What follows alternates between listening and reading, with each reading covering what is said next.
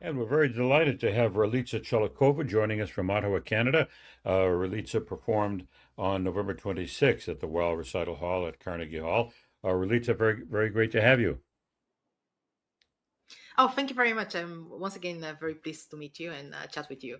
Uh, Yes. I'd like to start just by asking what some of your most recent activities are. You mentioned that you're working on a new CD. yeah, actually, like I'm involved this year with a lot of things. For the first time in Ottawa, I'm the violinist who is performing in one season in 5 concerts, all the sonatas, 10 sonatas by Beethoven for violin and piano. Oh, wow. We did 2 concerts in the fall with the first 4 sonatas, and my next concert with Beethoven is on February 18th. I'm performing sonatas 5 and 6, and then in April 7 and 8, and then in June 9 and 10. So this is a kind of a really big project, but Yes. very interesting and very rewarding. And turns out that I'm the first violinist to do something like that here in Ottawa. And Um, do you plan to make a recording or of the set? well, we will see how things are going to go with that one. I'm doing other recordings. I'm finishing an old project that I started a long time ago, and it's with music mainly by Piazzolla and some other composers. The pieces that's featuring by Piazzolla is the Le Grand Tango for viola. And string orchestra, and another piece that I'm planning to record on a viola, like in the next few months, is Ave Maria, that he wrote, and it's a really beautiful piece. In fact, I performed it this morning as a practice at the church. And the other pieces are the 6 tango etudes by Piazzolla for solo violin, and Porona Cabeza, which is arranged for me by Canadian composer Michael Pepper, and by Gardel, and another piece which was composed for me by Jorge Villavicencio Grossman, which is called Brazilian Landscapes. It's actually in English, it doesn't sound as good as in Portuguese. I see. So you're very busy, particularly with some newer music and the Piazzolla. You seem very interested in that. What attracts you especially about his music? Well, I have been 8 times in Argentina in the past, performing and teaching at universities, and I have to Ah, say that I fell in love with the country, with the music, and as you know, Piazzolla is uh, like the Argentinian composer who took the folk music, in this case the tango, and put it in a classical music form.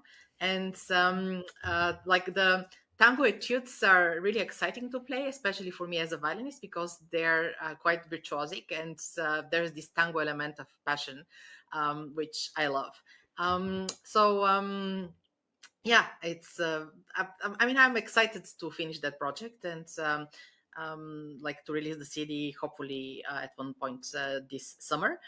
And there is a composer who is writing a violin concerto for me, Andrew Ager, oh, Canadian composer, and actually oh. really fine composer, very good. And I look forward him finishing his concerto. He promised to finish it this month. um, yeah, I'm going to perform that piece in Asuncion, Paraguay, in August.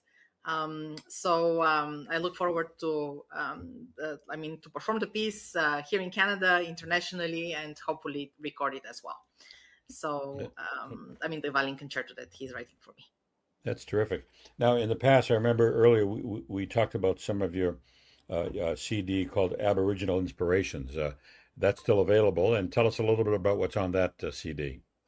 Well, this is a CD with some pieces that were composed particularly for the CD by 8 Canadian composers. It was quite successful. The CD is based on Aboriginal myths, stories, legends, some of them not so nice stories, like of a like a case of a woman who was with indigenous origins, and she was abused, and one of the composers was inspired by her story, and wrote a piece that's like for viola and piano and drums, and that's really kind of a grieving and difficult to listen to. This CD was released by Canadian Music Center in Naxos, Canada, and the interesting Oh, part is that one of the musicians, the flute player, he was nominated already 4 times. He's on his fourth Grammy nomination, but he won 2 Grammys last year. So oh, really? yeah, Oh, yeah, I've been lucky. I like collaborated with a multiple Grammy winner and nominee in that case. right. Now, on in November, just a few months ago, at the Weill Recital Hall, you appeared with the Orchestra Manhattan, and you played a piece by Johann Svensson, the Romance Opus 26. Tell us a bit about that composer and that piece. It's a very romantic music. It was written in the middle of the 19th century, Ah, and like for what I remember from when I was preparing to perform that piece, because I'm performing quite a lot this year, and I'm reading quite a lot, especially now for the Beethoven project, is that it was dedicated to a violinist, and it was a really famous violinist, but I forgot who was that. I'm sorry. And it's like a very romantic piece, very beautiful, and so the performance went really well. And I believe that David wrote the conductor. He didn't know the piece before I gave him the music score, and we like all like because I fell in love with the piece a long time ago, and I think all the musicians who were performing, including David, they did love the piece as well. wonderful. Well, it's great that you were able to bring a piece like that to their attention. So you have a very busy 2025 coming up, and we wish you the best with that, particularly with the Beethoven cycle. That sounds very exciting. I wish I could hear some of those. Those are wonderful pieces. And I wish you the best in 2025 with all your wonderful commissioning endeavors and your performance and everything you're doing. Thank you very much. Thank you, Actually, the Ralitsa. Beethoven project is really exciting, and I have to say that I did learn quite a lot about all the sonatas because when I was doing my research, and some of them were uh, dedicated to the Russian emperor, which I didn't know before I started performing all of them. I don't know if you're aware about that. Do you know that Well, fact? well, he, Oh, the sonata 6 and 7, and maybe even 8, they were dedicated to a Russian emperor, Alexander. they were dedicated to the Tsar?